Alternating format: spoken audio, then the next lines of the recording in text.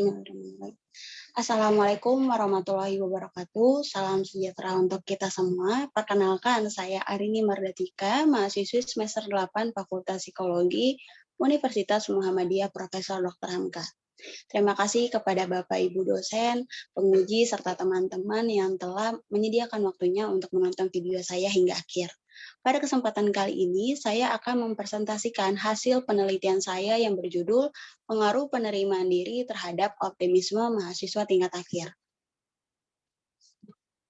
Pada presentasi kali ini, pembahasan terdapat 4 yang utama. Yang pertama ada pendahuluan, metode, hasil, serta kesimpulan. Pada pendahuluan terdapat fenomena yang saya angkat, yaitu di mana setiap mahasiswa tingkat akhir biasanya memiliki suatu harapan untuk dapat menyelesaikan studinya tepat waktu atau lulus tepat waktu. Dan biasanya untuk dapat mencapai harapan tersebut atau tujuan tersebut perlu adanya proses penyusunan tugas akhir atau yang biasa dikenal dengan sebutan skripsian. Proses ini tidak dapat dikatakan mudah karena tak jarang mahasiswa bertemu dengan berbagai macam kendala atau masalah yang kerap kali memicu situasi stres hingga situasi yang tidak terduga. Oleh karena itu, mahasiswa perlu adanya mengantisipasi hal tersebut dengan memiliki sikap positif yang disebut optimisme.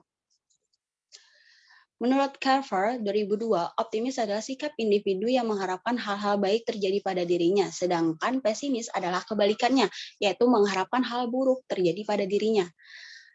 Menurut penelitian Winnie N. dan kawan-kawan 2020, salah satu faktor yang mempengaruhi sikap optimis seseorang adalah dengan adanya penerimaan diri.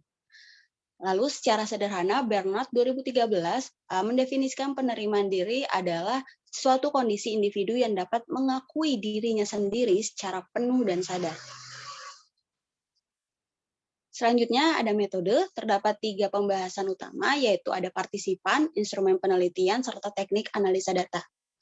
Pada teknik pengambilan sampel, peneliti menggunakan teknik purposive sampling, yang dimana menentukan karakteristik responden sesuai dengan tujuan penelitian. Karakteristik responden pada penelitian ini adalah mahasiswa-mahasiswi tingkat akhir yang sedang menyusun skripsi di Universitas Muhammadiyah Profesor Dr. Hamka. Adapun jumlah yang didapatkan pada penelitian ini terdapat 105 mahasiswa-mahasiswi tingkat akhir FAMKA yang sedang menyusun skripsi.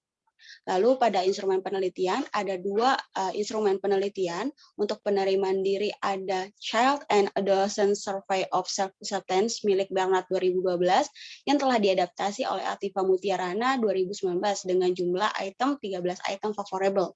Lalu yang kedua ada Life Orientation Test Revised milik Carver and Sears 1994 yang telah diadaptasi oleh Simanjuntak dalam Girsang GF 2018 dengan jumlah item 10, 3 item untuk positif, 3 item untuk negatif, dan 4 item lainnya sebagai pengalih.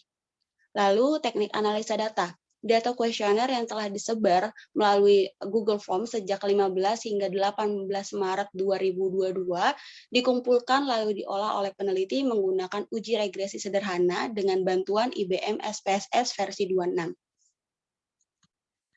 Adapun hasil penelitian, pada layar terdapat 2 tabel untuk data demografis responden penelitian ini. Untuk tabel 1, karakteristik responden berdasarkan jenis kelamin. Berdasarkan tabel 1 ini, dapat terlihat bahwa mayoritas responden penelitian ini didominasi oleh mahasiswa berjenis kelamin perempuan dengan jumlah 88 orang dan persentase 83,80%. Sementara laki-laki berjumlah 17 orang dengan persentase 16,20% dan keseluruhan 105 orang. Lalu pada tabel 2, karakteristik responden berdasarkan fakultas. Pada tabel 2 ini dapat dilihat bahwa mayoritas mahasiswa atau mahasiswa yang mengisi penelitian ini, yang mengisi instrumen penelitian ini didominasi oleh mahasiswa-mahasiswi Fakultas Psikologi dengan jumlah 60 orang dan persentase 57,14%. Dengan yang paling sedikit ada pada FAI, FISIP, FK yang masing-masing berjumlah 2 orang dengan persentase 1,91%. Lalu pada hasil penelitian uji regresi sederhana, pada tabel 3 ada model summary.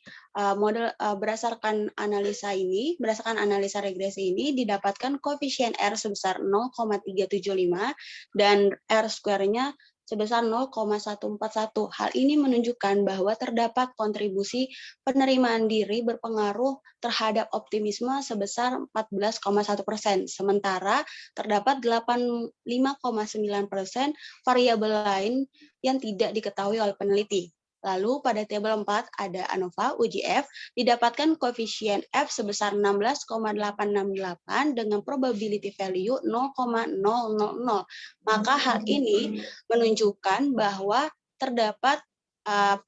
terdapat pengaruh yang signifikan antara penerimaan diri terhadap optimisme karena probability value-nya di bawah 0,01.